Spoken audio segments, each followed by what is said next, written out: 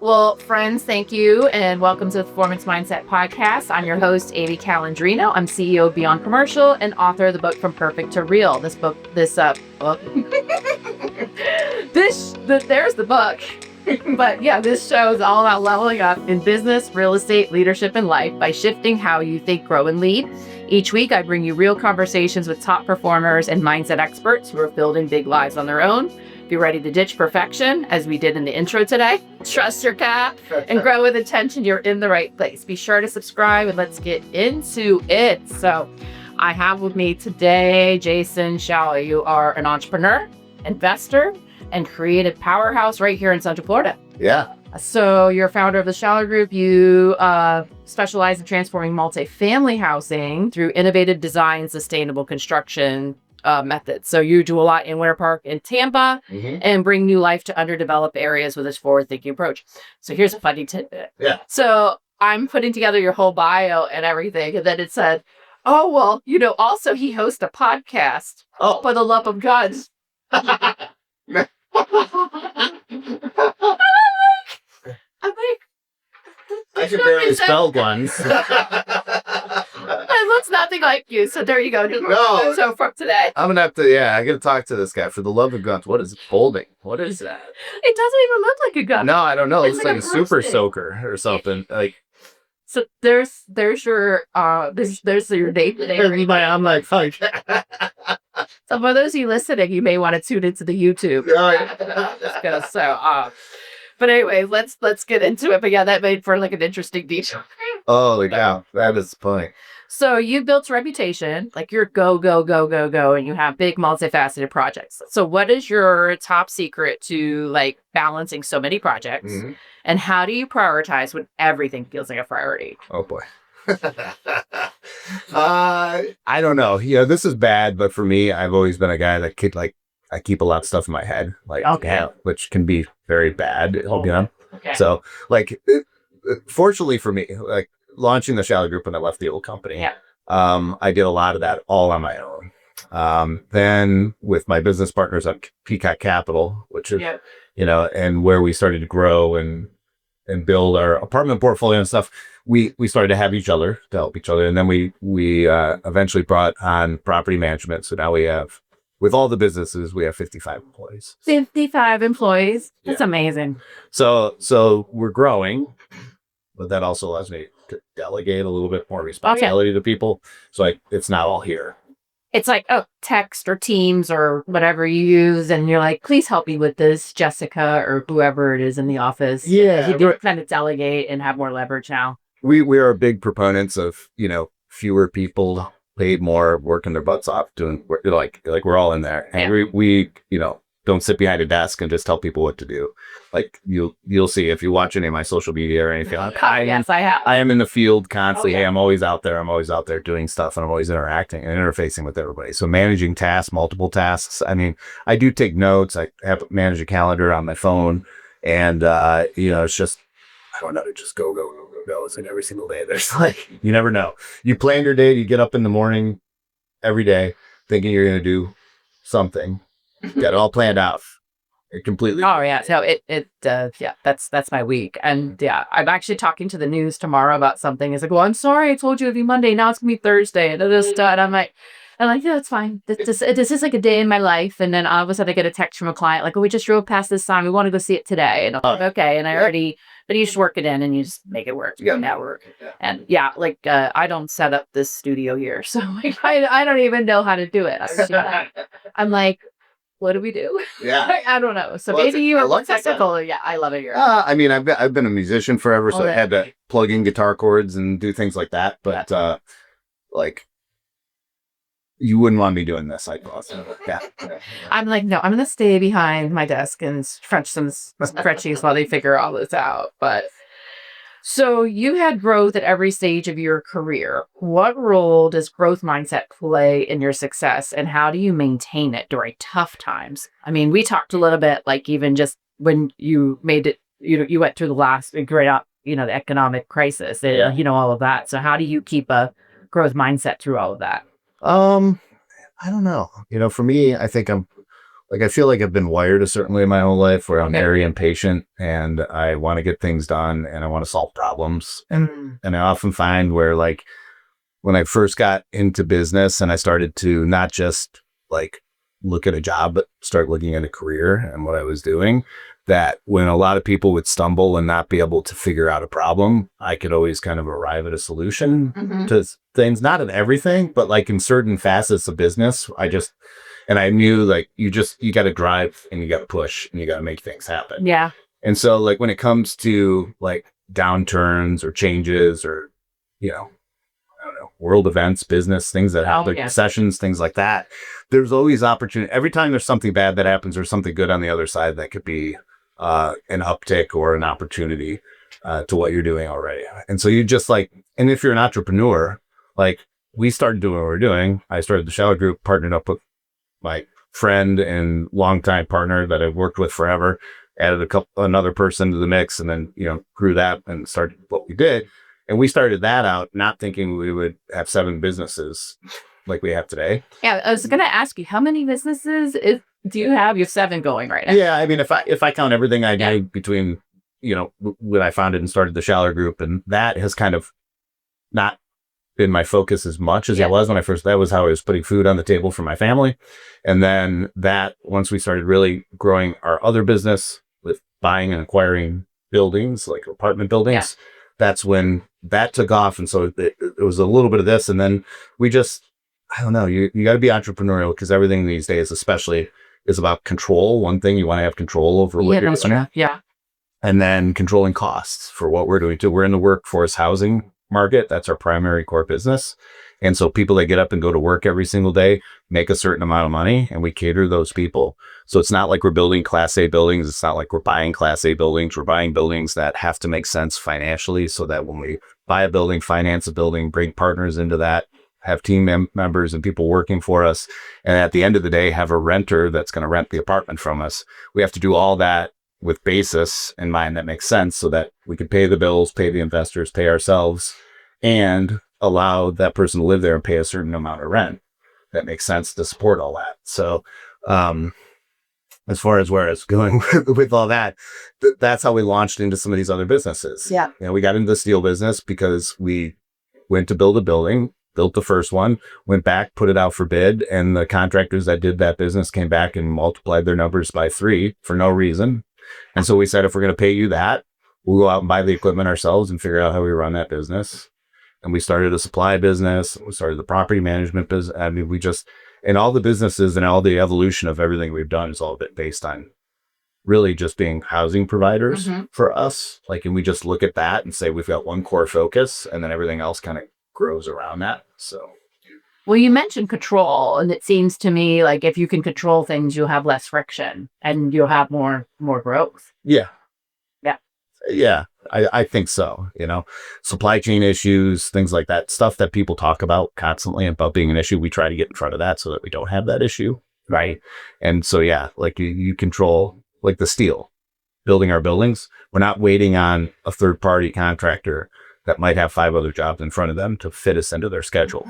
Right. We create the schedule. We say, okay, we got to build our building, and then we're doing client work as well. And we're doing a lot of work for other people at this point as well.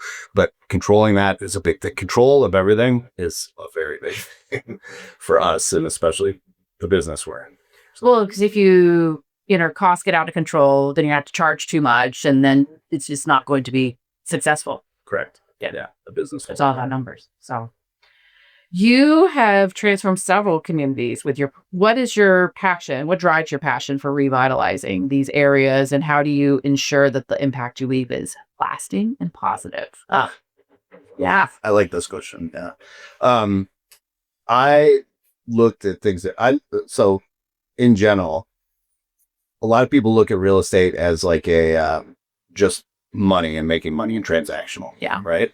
In multifamily, I look at it like this. People write the biggest check they're going to write every single month for their housing. Most people, that's the case, right? Yeah. And so everybody deserves to have a nice place to live. And so I take that approach to it. And what drives me and drives my passion behind what I do is I want to create an experience for people. And for us, quite frankly, this could be an experience for people that may not necessarily you wouldn't expect them to have that experience, right? I'll say that just speaking with cultural norms and society and everything else. But, when you have workforce housing apartments or just market rate apartments that are not fancy class A luxury, where you've got the pools and the fitness centers and all the other stuff that goes with it, that doesn't mean that the person that lives there is any different than the person that lives in an apartment building that was built in 1960 that we came in and rehabbed and made look nice and fixed up. And so my passion and what I focus on is trying to tell stories. It's all about storytelling. So I don't just look at a building and say, okay, that's a block building that's 2 stories tall. We can paint it white, put this on the side, but it's going to look good, and then we'll lease it. I dig in and say, okay, what's the history of this neighborhood? Who built this building? Who owned this building? How did this, building support the neighborhood? And I try to come up with a story or an idea to put a name behind it. And then I try to pull in thematic elements from that history and from the neighborhood to make the building. When you're coming home, you're not going home to your unit. You're going home to your apartment home, or you're going home. You're not going into a complex, right? There's not an apartment complex. People have complexes. It's an apartment community. Yeah. So you live in an apartment community. And anything, I was recently at an old Schaller Group project that I did over in Tampa, and we called it Alexandria Gardens. It's on Euclid Street in Tampa. Okay. Yeah. Okay. Euclid was the founder of modern geometry. Okay. I did not know that. And they used to call him Euclid of Alexandria. So these people who own these buildings, Garden Properties was the name of their property management group, what they themed all their buildings. So we came up with Alexandria Gardens for Euclid of Alexandria. And since it was geometry, I looked at the buildings and what can we do to make this fit into all of Euclid's geometric measurements, shapes, triangles, trapezoid, all that stuff, and design the entire building with the team that I worked with to create that space and design all around that. And then told the whole story from the second you walk through the doors about Euclid of Alexandria and about geometry and how that fit into the design and what we did, and then pulled out certain elements. And we put games in there like chess, which is, like mind games, and the shapes of everything. And so I do a lot of stuff like that. For me, it motivates me. It keeps me inspired to do what I do. Yeah. But I also feel like when you're coming home, you're not just coming home to your apartment complex, you're coming home to Alexandria Garden. And you're going to walk into the courtyard, and when your friends come to visit, they look and they see the chess game, or they see this or that, or the shape that you have. They can tell a story about why, and make little placards to tell the story. I've done that with a 1965 Cadillac DeVille on the front of a property at St. Pete. I've done all kinds of thematic stuff. So I need to be creative to stay inspired. And so I layer that creativity and storytelling into every layer of business that we do. It's all about how does the product we're providing, the service we're providing, the housing we're providing, whatever it is, how does that fit into telling a story that makes the end product for the user, the people who are going to live there, better? That's it anyway. And what does it do for the environment? What does it do for humanity? What does it do for all of the things that people deal with? What does it do for longevity's sake too? Yeah. That people build stuff here. I can't believe it that people are building 4 or 5 story buildings out of wood still in Florida. And you drive around here because the hurricanes, the termites, all the stuff that goes with it. Water intrusion. You can hear your neighbors. Everything. Yeah.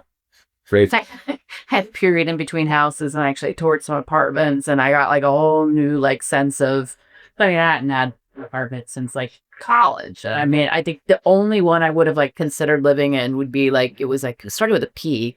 In Winter Park, the tilt wall one. Yeah. Fist rock pours. Paseo or something. Paseo or something like that. And I was like, this is solid. Yeah. I don't have to hear my neighbors. Right. And it's this is great. But it all worked out. So no, exactly. Everyone. It was just a weird COVID timing thing when nobody was selling houses, and Barry agreed to sell our house.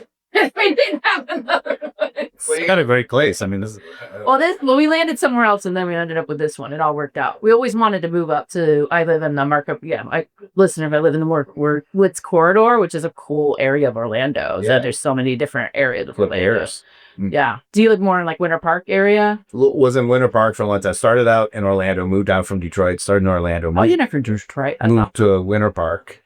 Was there 11 years, almost 12 years, and then ended up buying a historic home up in Sanford. So Oh, so you're up close to me. Yeah. What? It's the other mountain. Yeah. I like the north part of Orlando. There's a lot of people in like Winter Park, Maitland, which is great, or even in South, like Orlando or Dr. Phillips and Windermere. I've lived in Dr. Phillips, Windermere. I've lived in Windermere. I've lived in Winter Park, off of Park Avenue. I've done all the things, but this is by far my favorite. Yeah. Because you could like 30 minutes from the beach. Yeah. Oh, I know. Yeah. No, you're right on. Like, you can get on the expressway right here. You anyway. Right? Yeah. Especially with the new express lanes. So I'm just thinking back to the experience too, and like someone's coming home to an experience that, when it comes lease renewal time, they go and they tour these roach infested dumps that they're probably like, the grass is not greener on the other side at all. No. Probably pretty good retention rates. Is that a metric you keep track of? Definitely so. We focus very heavily on that. That's where you win. Like, vacancy kills multifamily. Yeah. That's what it is. So the more you stay full, the better life is for anybody Right. who owns, operates apartment buildings. I mean, with any real estate business, Right, it's the name of the game, but particularly in multifamily. And so it really comes down. And I'll admit, it's not easy. Like, we went from working for a company where at one point we had 38,000 apartments, and we had team members all over the United States, and we were on airplanes flying all over the place. And it's very hard to manage that. Like, Oh yeah. so everything we do now is all Orlando, Gainesville to Tampa. We call it Florida's Golden Triangle, and everything fits into that bucket right there. But yeah, retaining residents is huge. And right now too, it's like we are very good value for what we do. Like, we look at the numbers. Like, the average rent right now for a 1-bedroom apartment in Orlando MSA is $1,606 or something like that. Wow. Bedroom, right? And then it goes up from there. And you look at like pricing and stuff. And so we've actually got apartments in our portfolio here in Orlando that are $1,299 in the Soto district, where you can live right downtown. Now, they're small apartments, but you have 1 gig of dedicated fiber. It's built like the Paseo building. Yeah. It's all, block and plank, and, solid building where you're not going to hear your neighbors and stuff. And so we're serving a part of the market, and the numbers made sense because we bought at a basis that made sense, where we can afford to charge rents that, fit in that bucket. So.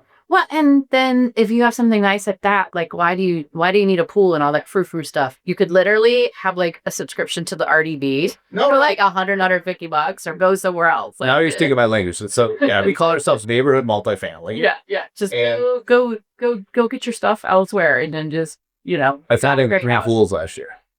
What? I filled in 3 pools last year. Yeah. People don't use them, and so we turn the pool. They think they use them. Yeah, but they're paying another $400 a month to have it. Looks good on the brochure, and it looks good when they do the tour, right? Yeah.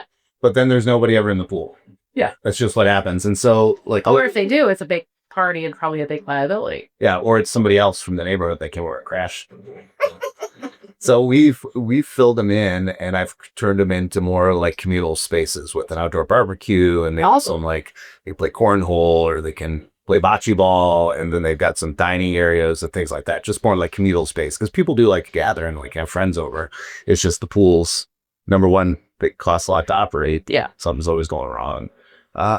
There's liability issues with that. Insurance is a huge issue in Florida for sure. It is everywhere, but in Florida it's a really big issue. And so by eliminating all those, liabilities, and then just creating communal space that still serves the purpose for the residents, it gets more use than the pool itself. Well, and unless you heat the pool, it's not usable all the time of the year. And So I actually, I don't have a pool here. Yeah. I moved from a house with a pool to no pool, and I could just go walk to the clubhouse pool right here. Yeah. Yeah. Or like I said, I'm a big fan of the RDA. So those that don't live in Orlando, the Orlando Magic used to have a train facility. Yeah. And it's like, I think probably a few people I've interviewed on the podcast like go there other than me. And I run into all, like, I call it small Lando. I'm running into people like I know there. That's my little like home away from home. So it's like, no, but fun. That's it. Like fitness centers, clubhouses, all this kind of stuff. People don't really use it when they're, they will. And they want to, like, for 10, how do we compete with Planet Fitness at $10 a month? Right. So, somebody wants it. I'd rather own an apartment building that's down the block from Planet Fitness that walks by the new coffee shop and the restaurant and everything else, so that people are contributing to the neighborhood, not just being isolated in an apartment complex. Gosh, you're reminding me of something like I read not too long ago, a few years ago, it's like, these everybody's become like so like isolated, in their houses, and created these like cocoons that you don't see people like out in the streets anymore and like congregating in a way that too, by you creating the spaces is helping. A sense of humanity. Yeah. That, so some of the smallest building we have is 6 apartments. And you get this because of being a real estate, commercial versus residential and stuff. So, we'll buy a 6-unit apartment building. And like those buildings become really like Melrose Place where everybody knows, or like an 8-unit that we have in like downtown Orlando. But you got to be on top of that because if you're not doing a good job property managing, take care of the building, then you're not just affecting the one resident that are a problem because everybody's so tight. They will actually talk, and then it becomes an issue that's broader than that, and we really personally, I have this, I want to take care of people better than anybody else does. I want people, the only reason we can feed our families is if we're collecting rent, our buildings are full. Yeah. And if we're not taking care of people, or if we don't care about the people who are living with us, that doesn't make sense. And unfortunately, I've worked in that business. We talked about during the recession. And what happened with, receiverships and REO and everything happening with real estate world. We saw that, you saw people that just went in and bled the property for as much money as they could possibly take and put in their pockets with no regard for what was going on with the residents living there or the building itself. And, it's no way to run any business. If you can't run a restaurant that's trash and nasty and nobody's going to eat there, but it's, unfortunately, there are people out there that do that, but we just never want to do that way. So yes, you got to. Well, when they start to have a lot of vacancy and all that kind of stuff, eventually you can come in and they're not making the money they should, and you can come in and fix it. Yeah. No, exactly. It becomes your property later on because they're not doing the right thing. I'm a big believer. You do the right thing, it'll all work out. Yeah. So. Oh, yeah, for sure. Yeah. And sense of community is huge. And I think, people do want that. It's easy. Everybody stares at their phone all day and sits in front of the television or the computer and stuff. And so, but, you see more and more experiences. That's why restaurants and, Starbucks and coffee shops and things like that are so popular, is because they create an experience for people. And it's a community and it's a place people like to go and work and do things like that. So no differently than any other business, the apartments and the real estate function in the same capacity, I think. So. Well, I'm a big fan. So I had someone shadowing me earlier this week, one of my client's sons, and he was like, well, you're going to all these different places, and stopping at the coffee shop and going into the coffee shop, and and then I told him, I'm going to go pick up my glasses from C Eyewear, on Park Avenue, and I go here and I go there. And I was like, I think it would be hypocritical for me if I constantly get Amazon packages and I never go out and interact with the small businesses. Yeah, I'm supposed to be the small business advocate. So I got to put my money where my mouth is. Yeah, sure. But I took him to Foxtail, and it was just jam packed there.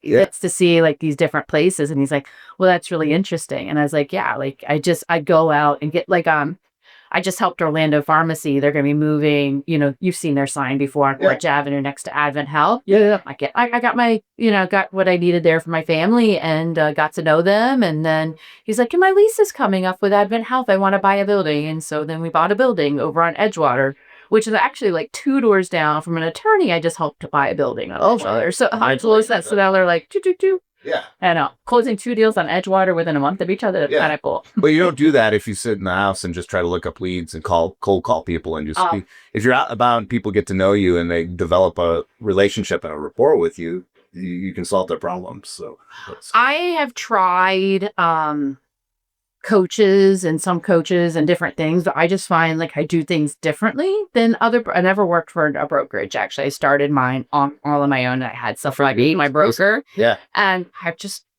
like Frank Sinatra said, I've done it my way. Yeah. So I'm it just works. So yeah. No, it just works. You just sometimes you have a gut and you're I'm going to do things, and you're doing things in a different way. And so, just trying to treat your customer or your tenants the best that you can. Or how do you call, each investor sometimes calls it differently. What do you call? Yeah, we don't have tenants. We have residents. Residents, not tenants. Yeah, we have residents, apartment homes, apartment communities. Yeah. You have your whole new home and place complexes and things like that. It becomes impersonal. It is, yeah. So community and residents and to their apartment home. Yeah. Now I have dealing in the commercial world, though, there are several tenants I've dealt with there.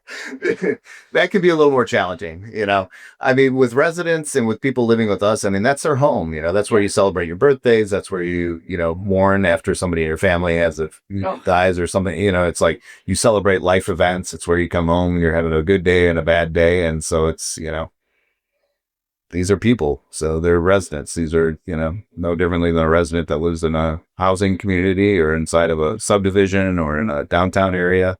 They live in the apartment community. They're a resident just like everybody else. That's it. Yeah. I think it's amazing. Okay, so you're known for your rock and roll real estate mentality. Okay. So how does that play out in your day-to-day operations? And what are some moments that has led to unexpected success with that kind of like energy and attitude that you think has been and different? Yeah, like there was a lot, like when I had my old kind of studio office, it would be like music's always been my real creative outlet, playing my guitar. Yeah, you were saying that. Yeah. So I would like sit down and work for a while, designing something, working on a real estate solution, kind of try to figure out something going on with the business.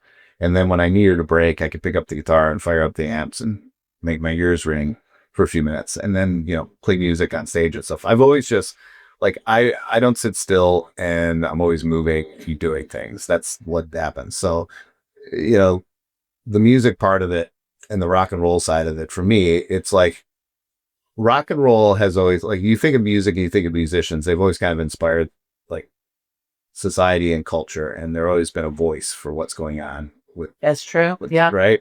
And so like music to me speaks to me. It's always been something cool, like playing in bands, because you get some people together to get in a room that you don't know what you're going to do until you get in the room, and then you start just making noise and you start creating music. And there's a whole creative side to that, but there's also kind of like this like internal kind of energy, spiritual element of like creating together, right?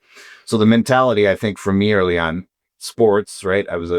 All of the coaches when I was in school were mad when I stopped sports because I wanted to play music. Yeah. Especially baseball, because I could have been really good at baseball. but like, you know, music just always motivated me. Yeah. And got me kind of pushed through. That was what I wanted to do. Like when I was 10 years old, I went and saw Ted Nugent at Cobo Hall in Detroit and sat on his lap, and he asked me if I was ready to rock and roll. And then I sat on the side of the stage with my fingers in my ears and just said, that's what I want to do. It's like, sorry, I don't, you know. No, I love this. But, you know, and I just looked at that and I'm like, there's energy behind it. There's like the whole, like that there's just the energy behind playing live music and being like rock and roll that I think brings some level of excitement and a different outlook to what I do every single day with business, right? And like I don't want to be single faceted. I don't want to just wake up every morning only think about one thing. Like for me, that would drive me crazy. I get distracted. I'm like a ant or a squirrel in the park. And like, I need multiple things to do to like keep me motivated. And like music is, no matter what, it's always been a part of my life. So, and when I've been the busiest I've ever been, like with the business, growing all these business, doing everything else, is when like the band, we decided to reunite and put stuff together, put 4 radio singles out at the same time. And for me, it's not like, okay, now I'm adding more to my plate. Like, how am I going to manage it? Like for me, adding more to my plate is what gets me out of bed every single day. If I'm bored, I'm not in a good place. Yeah. So like, how did that lead to success? I don't know. I think when I launched my business, I was surprised. I'd worked for somebody for 18 and a half years. I was always myself, but I wasn't quite myself. Right? You always have to kind of be the face of the company at the same time. Right. And so like I grew a beard 12, 14, it's been a long time now, and I would trim it every day at 1 inch and this and that. And then I was like, okay, when I started my own business, I'm like, yeah, I don't care. I'm going to be myself, right? I'm going to be myself with rock and roll. I'm going to be myself with this, everything I'm doing. I'm just going to be my genuine self when I put this out here. And what I found is like, and it resonated with me with like Gary V and stuff, just early on. Gary V, right? Like stuff like that. It wasn't necessarily that I was like watching him and saying, okay, I need to do what he says to do. But like there were things that I heard where I was like, I naturally did a few things that I think kind of fit his model, which on LinkedIn and Instagram, when I started my own thing, I grew those platforms like crazy. Yeah, you have. You have like almost 20,000 on LinkedIn, and I don't even know how many on Instagram. So Yeah. maybe even more than that. Oh no, but yeah, the LinkedIn's about right on that. Yeah. Instagram's a lot, but like some of that there, I'm like, I don't know how many of these accounts are fake. Unless it's just, it's a weird thing, right? Right. But like, I felt like Instagram, you could kind of be free and it's a little more casual. And then there was one day where I was like, I don't know if I should put this on LinkedIn, but I did. I was like, all right, I did. And it was me wearing my little shorts and doing my thing. Cause I still have it, but I started the Trust Me brand, which was like another offshoot. It was Yeah, I saw. Yeah. Paul Newman's way of like giving back. Like if I'm going to contribute to society and I'm going to grow my business, what can I do to create kind of a rock and roll / brand that does stuff to help support the things I love, which is like music, arts, culture, things like that, and supporting people that are trying to do that. So anyway, I had these little shorts and everything else, and I did this goofy thing with my whole Trust Me message and stuff. And I'm like, it's probably not appropriate to put on LinkedIn, but what the heck? I'm just going to do myself. And I put it out there and like, bam, it took off and I started getting all kinds of people. And then I was just, everything I would put on Instagram, I would put on there. And it was this whole thing where like you do like 3 pieces of content where it's just you being yourself, being very honest, being very open and just doing what you're doing. And then you hit them with, here's what I'm doing today for business. Here's how I can help you. Here's what I can do with your business.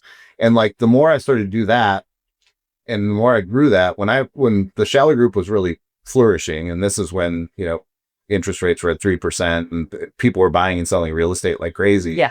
It was like, I would get called in to do a project and they'd be like excited because they watched everything I had done on LinkedIn and stuff. Yeah. So like we would get there and I'm expecting to like have to sell myself and then like, here's what I do and here's how I can help you. And here's what and here's what they would show up and say, okay, how fast can you get this done? Who do we write the check to? I mean, I was almost kind of like, well, what am I doing? Am I too cheap? And I think what it was is like, people just saw, like, we already know you because like you just mentioned with the pharmacy and everything else, you were shopping there with your family, you were doing things there. They got to know you as a person. Yes. They could trust you. Right. And like, so you social media allows you to connect with people in ways like that. And so what I would do with the guitar, circling back, sorry, I like go. No, this is amazing. I'm riffing with you. This is like rock. This is like more like jazz, and so like with the rock and roll stuff, I would just pick up my guitar and throw it in there, and I'd talk about real estate, but I'd be playing my guitar. Like, guys, happy Friday, let's rock and roll. We're gonna go in, or we got a hurricane coming. Rocky, look her, and so people would like, send me, hey man, that was awesome, blah blah blah. Can I come stop by your studio? I want to talk to you, and then it would turn into business ventures and stuff. So I can't think of an individual situation that really like took off where it's like, holy crap, that created an opportunity. But I feel like the compounding effect of everything I was doing with that kind of got me into a different spotlight from working for a company. Right. And being one of the people on the team, supporting and being a face of the company, to being my own personal brand, my own company, my own kind of like mission driven story of growing businesses and being an entrepreneur and stuff. And it helped me just take off by just being my genuine self and just not like looking at it. I don't look at it as like a hobby. I look at it, this is like one of my main interests like this. When I go to, I'm like, I can do this, it's just, I like doing a bunch of other stuff too. So I call it Jeffersonian. I say right in a moment, but I think one of the biggest things is like feeding your soul. Some people, like, if they would be perfectly happy like sitting in front of a computer all day. Yeah. I personally am like you, like I do. I like moving around. I have to be moving. I have to be doing things. I have to express things. I've had conversations with friends and people, and they're like, but like, how do you do the brokerage and do this and do that? And I'm like, I wouldn't be happy like otherwise, not having multiple things to be moving all in, like as a symphony almost. Like it's like multiple like little instruments that I have like going on, and like it's coming together to create this Amy, like create this thing. And it is what it is. So it's funny you say that though, because people do act that way. If they don't get it, they don't get it. But like, I think every person is different, and what's right for you and me is probably not necessarily right for everybody. But I think you shouldn't dim your light. No. Just because somebody says like, oh, you shouldn't do all these things, you're probably, how you're running yourself. I sleep 7-8 hours every single night. Yeah. I do. Like, So I'm fine. No, I got this. The amount of stuff you can get done Right. with a smart, you have a computer that Right. sits in your pocket. I emails, text, this isn't 19. Like I started watching Mad Men over the weekend again. Oh my gosh, I got to restart that. Just like to have something there that was kind of like cool. I'm doing because I have to have distractions while I'm working and stuff. But like, can you imagine that? Like you just disappear and nobody can get a hold of you. And so, it's like Don Draper's out doing whatever he wants, and he's not getting texts from the office or emails. And did you see that email from later? No, everything's like in person, meeting with people and getting stuff done. And people got stuff done then. But now today it's like, I don't know that it really, when we grew the business, we have a lot of investors with the apartment portfolio.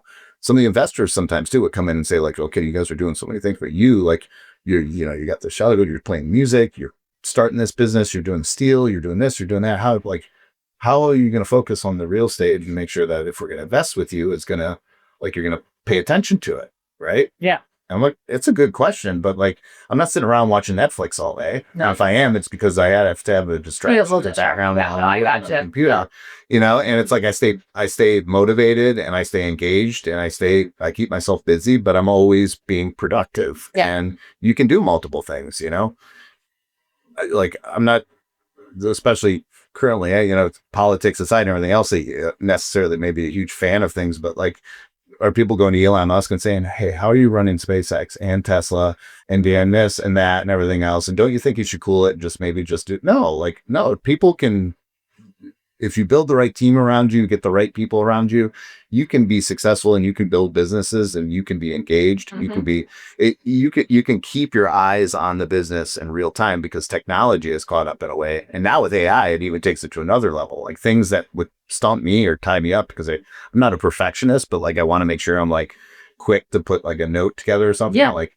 I can use like AI to help me formulate it by giving it a few ideas and then put my own personal touch on it or something. Oh yeah. Because normally I look at all the ideas I put down in an email and I'm like, is anyone going to understand that? Or does that only make sense to me? Yeah. And then you can like, okay, here's the gobbledygook. Can you go like clean this up?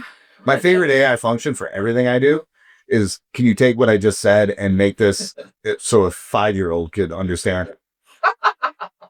Not to be, but it's like, sometimes I feel like people get lost and stuff. And it's like, the more you can simplify things, the easier it is for anybody to understand. So, well, I think we've kind of like come full circle though. Like, think about it. Like, even just what the product that you're putting out, it's just simple. You don't have all the frills, but it's quality and it's simple. Yeah. And even though there's a lot of things, you've kind of distilled it to, and then you've simplified it to the triangle. I've gone through that evolution in myself in like business. Like, Nicole that you got to meet, she was with me 4 or 5 years ago and it was there's a lot of going on. And, now it's just like, this is what we do and this is how we do it. And if we don't do it, then, Bo Beery was great to recommend us. Like, I don't try to do what he does. And, I'm sure he's not going out and getting people warehouses and pharmacies and stuff like that. So it's like, it's cool. Like, you just like simplify it and distill it to like, where can you add the most value? And then I think it's like I think it's just feeding your soul. And if you're like feeding your soul and you're truly happy, I think people get the most unhappy and like the most, like, if you have a mental health crisis in our country. And I think a lot of that is when you're trying to be someone else. Like, and if you're trying to be someone else, how unhappy are you each day? No, you're right about that.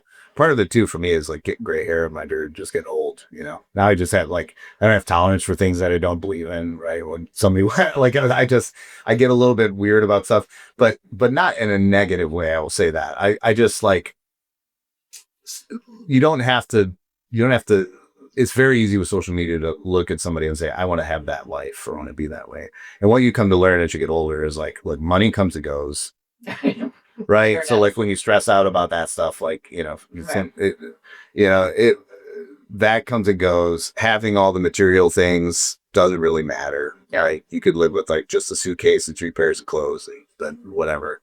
It's like, it really just comes down to relationships. It comes down to being your own, like something. Yeah. You just have to have something to get you out of bed every day that makes you want to like flip the covers back, put your feet down and get to work on something. That's the most important thing, and you got to feel fulfilled and you got to feel like you're making progress with that. Like if you wake up every day and you don't see the progress, you just keep running into the same issues. Oh yeah. Yeah. And that's why the podcast. Sorry, the podcast. It's just in the most It's like I'm happiest I had ever been like in my entire life. And my mindset was like shot. And I'm one of those people that if I want to do something, I like, let's say I want to run a marathon, just schedule yourself to run a marathon. And then I'll go do the marathon because I'm not going to not show up. Right. So if I'm going to work on my mindset, I'm going to start a podcast about mindset. Yeah. And I'm going to pull myself out of this. And that's up. And schedule the marathon, and then you're supposed to train for 6 months, and I would train the like 6 days before the marathon. We'd still go run the marathon and hurt myself probably. Just do it. Just do it. Oh, this has been great. I had a wonderful time. Like, same here. Like having, I think I had run into you at the Turn the Page that, was where we ran at, like a Church Street station. Yeah. We were over on the little thing. I'm a good yellow person. Yeah. Yeah. I'm trying to remember where it was. I know. Chris Cucci had brought me to that. So are you still involved with that? Yeah. I mean, we supported that for multiple years and stuff. And so know everybody there. Such a cool event. So like those that are in Orlando, there's they have a literacy nonprofit to help enhance like literacy, but they have an event that's a giant like rock concert. Yes. Like, because nobody, I don't know about you, but I don't like going to those little gala table things anymore. So no, like they're not my thing. It's been so. I mean, I will. Yeah, I don't know the last time I've been to one of those. I feel like I feel like a caged animal going to those. Yeah, I mean, I would. Which I have to. Coalition for the Homeless event was like that, but it wasn't. I mean, they had live music on stage. It was very casual, you know. I haven't been to like an actual real sit down, like formal thing in a long time because it's like I don't know. Gotten a lot more casual, but at the same time, you know, that kind of fits with what you're doing, you know, to be casual. And you know, I used to go put a suit on 3-4 days a week, which is crazy to think about. None of my clients dress up, although like I said, so Orlando Pharmacy is going to go on the news tomorrow. It's like the business rent tax. So in commercial real estate, it used to be business rent tax, and so it's going way. So there's a lot more money in the pockets of small business. And I was like, I'm gonna put a clean shirt on you for you, Amy. So, but like, I was like, that's so funny. That's like, but most of my clients are super casual. I can't think of any of them wear any suits. It's interesting. Yeah, no, it's gotten that way. I mean, there's, and it's Orlando. Yeah, so it's a little different. So you would just sweat to death in a suit. So I know. Also, you're just one of the people that stay at your phone all day cold calling people. No, I literally like I used to put a suit on. Yeah. To go out and knock on doors and collect rent when people were behind on the rent. Wow.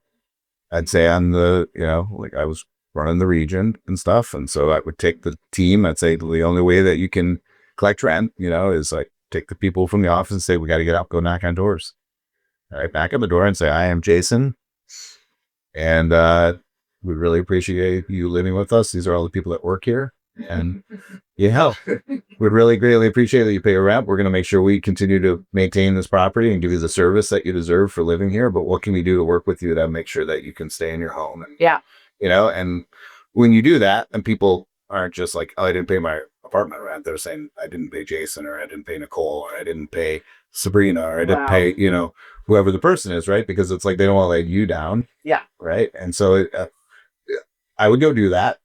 And I go back to the office, and 2 hours later, people be coming in with AMSCOT money orders and everything else, and you'd be amazed. Knocking on doors. They figured it out. Yeah, I go knocking on doors. I did whatever they did. They just figured it out. They figured it out. They call whoever, or here, go to Catholic Charities or whatever. We'll help you find a solution, but you got to talk to us about it. And like, you know, you go knock on doors, and 2 hours later, you have $10,000 in the office or something like that. So it's you just got to get out there and do it. Was there anything we didn't talk about that you want to talk about today? No, I don't know. You're running a podcast. I admire what you do. It's hard for me to do it because I've been in that world. For me, like commercial real estate, just compared to like, I get an apartment renting today and I can lease it and have somebody living there tonight. But in the commercial world, you can get a suite ready. You can do anything you want for it. And you can spend a year trying to get somebody to move in. Oh yeah. You know, so like, there's excitement behind it, but my wiring and the way I'm wired is to try to find a customer to move into an apartment and stuff. So when you were talking earlier about Bo wants to work with apartments and you do the commercial side and stuff, I completely understand how keeping those separated is. It's completely different because you think about it. If the property taxes go up on a commercial asset, we can just pass it through. Even if it's a full service lease, you have a base year and then you can send that to them, or you have a triple net and you can send that to them. And ultimately they're responsible, but then in multifamily, you can't do that. You can't just say, oh, our property tax or insurance went up and you're paying $12.99 a month. And no, now we're sending you a bill for $427. Yes. No, you can't do that. No, you can't. No, but your vacancy periods are shorter, and it's always so interesting to look at it. And like, I don't get it. Like, it's too different, and it's two different sourcing method. You're B2C, B to resident, or you know what I mean. And then I'm more B2B, finding business owners to fill the space and helping them to visualize this being their space. Yeah. Now, although my big part of it is like, I want business owners to escape like owning, like, and eventually own their own space. That's what I do a lot. Like, it makes sense to lease, like, until you cash flow.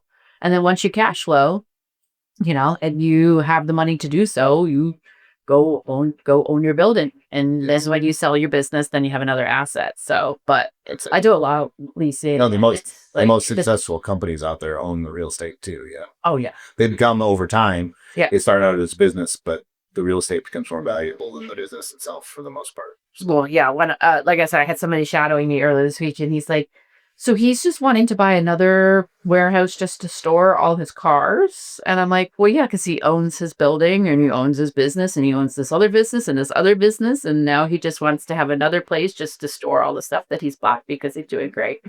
And so he's like, that's a matter that you do. And I'm like, no, yeah, that's what I do. Like, I have like a relationship. I get to know Mr. Bob Smith, and then whatever he needs, I help to curate and make things beautiful. Yeah, so that's it. Yeah. So, but this has been fun. If people want to chat with you, or get a hold of you, is LinkedIn usually the best way? Yeah, LinkedIn's great. I mean, I don't care if you share my cell number or anything like that. I just get you on LinkedIn, Instagram. Yeah. You never know. LinkedIn, Instagram, email, whatever. Yeah. I mean, you're very reachable. Very much. Yeah. Yeah. No problem. Well, this has been cool. I'm so glad we were reconnected, and I want to thank everybody for listening to the Performance Mindset Show. If today's episode gave you something to think about, share it and subscribe so you don't miss what's next. Want to go deeper? Grab my book. My show can't forget it. So, From Perfect to Real, it's all about dropping perfection and thriving your own way. You can connect with me at beyondcommercial.com or amycalandrino.com. Until next time, stay grounded, stay growing, and keep showing up for you. This is Amy Calandrino, signing off.